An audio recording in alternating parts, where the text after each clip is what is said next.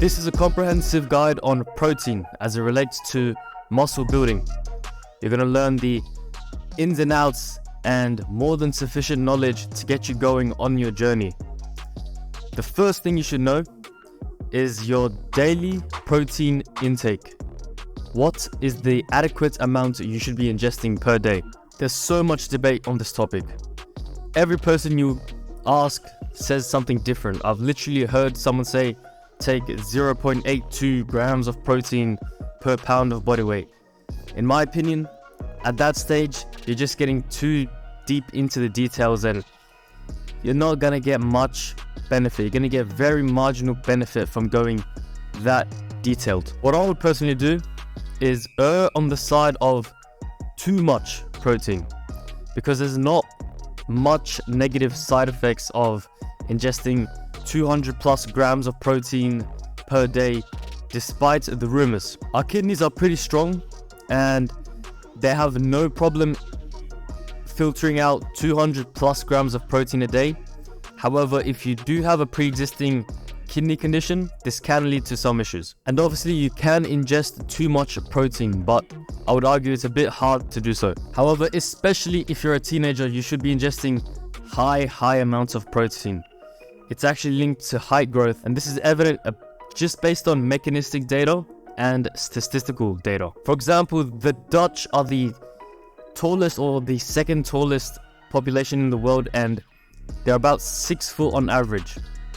They ingest very high protein diets, and a couple hundred years ago, when they weren't ingesting much protein, their average height was 5'8". If you also look at the populations that ingest very high carb and very low protein, they're also the shortest, which I don't think is a coincidence at all. And mechanistically, we know that protein is essential for bone growth and just normal, healthy bone function. However, if you're at a stage of prioritizing longevity, you might want to reduce your protein intake or introduce fasting stages, because protein is such a good signal to your growth pathways that it contributes to aging.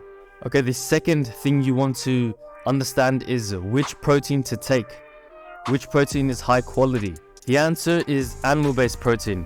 To understand why this is the case, you need to first understand what complete proteins are and what incomplete proteins are. Complete proteins are proteins that basically have adequate amounts of all the essential amino acids.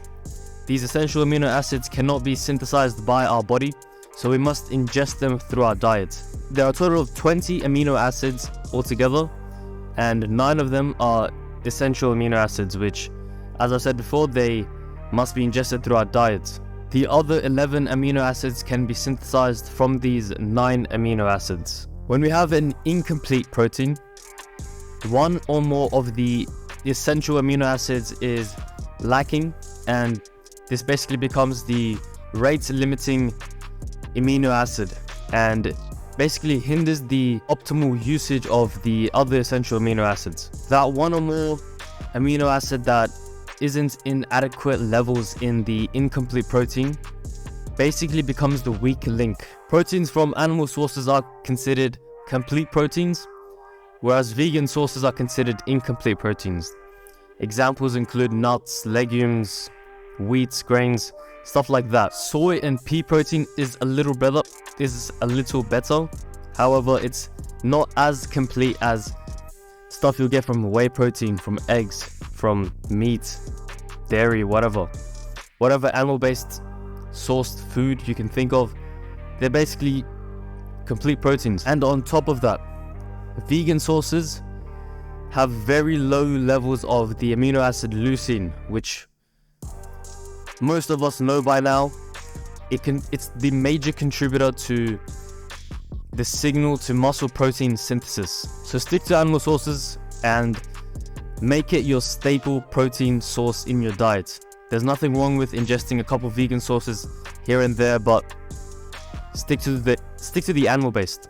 The third thing you need to understand is how much protein you should ingest per meal. Now, if you want to get into all of the science, nitty-gritty and everything, you should be ingesting about 30 grams of protein per meal. The whole you can only ingest 30 grams of protein per meal is sort of false, sort of true. To maximally promote muscle protein synthesis, only 25 grams of protein from high quality animal-based sources, as discussed before, is needed, with the caveat that you're an average weight individual. Anything more than that will only produce marginal results. However, the extra protein that you take in your diet is not going to waste.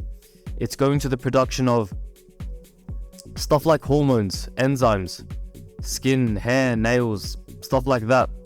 It's not going to waste. You're not wasting protein. And if you recently exercised, the amount of protein you can ingest after the exercise bout can be increased to maybe 40 grams because your muscles basically way more sensitive to the nutrients, known as the anabolic window, which by the way isn't as short as once believed. Okay, now the next thing you need to understand is the spacing out of meals. If you want to truly optimize muscle growth, you would ingest 30 grams of protein every 3 hours. This is because there's something called a refractory period after you spike muscle protein synthesis, where muscle protein synthesis can't be spiked any further for 3-ish hours. Now, if you're fully optimizing it and all that stuff, that would equal like 6 meals if you're sleeping 8 hours.